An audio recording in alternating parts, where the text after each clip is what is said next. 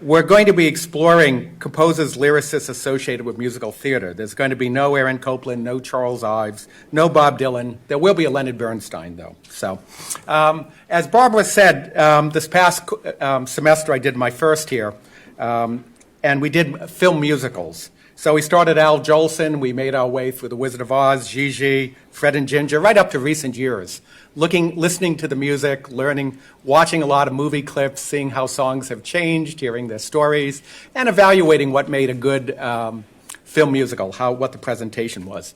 Now, this course is going to be a bit different because what it's going to be is it's going to be more of a set of biographies, related biographies put in their historical context.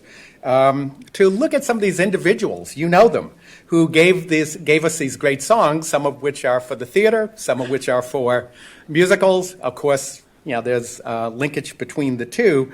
But for me, this is music that it's just fun to listen to. It's so much part of our culture, and it just really fits into our history. You can look at the different songs, Brother, Can You Spare a Dime, looking at it as a song of the Depression. These songs have meanings, too. So each of the classes we do is going to focus on mostly one individual, and we'll learn about their life. There'll be some biography, focus on their work, and then, again, try to put this into a larger history.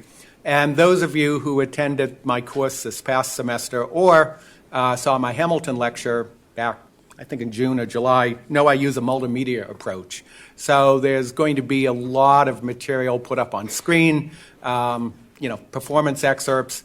For me, what really makes these talks fun is we talk about individuals, and we'll have a lot of chances to see them, actual interviews with them. You'll get to hear Oscar Hammerstein speaking. What is he trying to do in his music? So give you a taste of what we're going to cover in these 8 classes. We'll see Irving Berlin singing God Bless America at 80, a song that meant quite a bit to him. Remember, he's a little kid who came from Russia at age 5, barely made it through grade school, and then went on to dominate American music for nearly 50 years, popular music. We'll learn about the Gershwins. George Gershwin in particular died at age 37. Some of you may be going off to hear Porgy and Bess this afternoon in the Met broadcast. We'll get to see Gershwin. We won't get to see him, but we'll get to hear him conducting the original Porgy and Bess.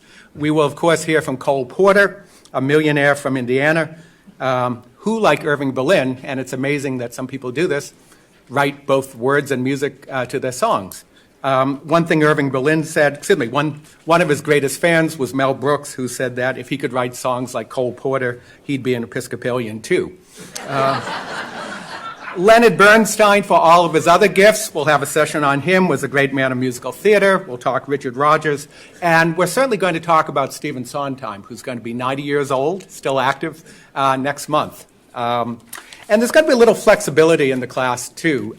This material is inexhaustible, and we're going to talk about these folks. If people want to, I would be happy to talk about Hamilton once again. But if people feel they've had enough of Hamilton, we can always go to the old favorites, Kurt Weill, Frank Lesser. There's lots.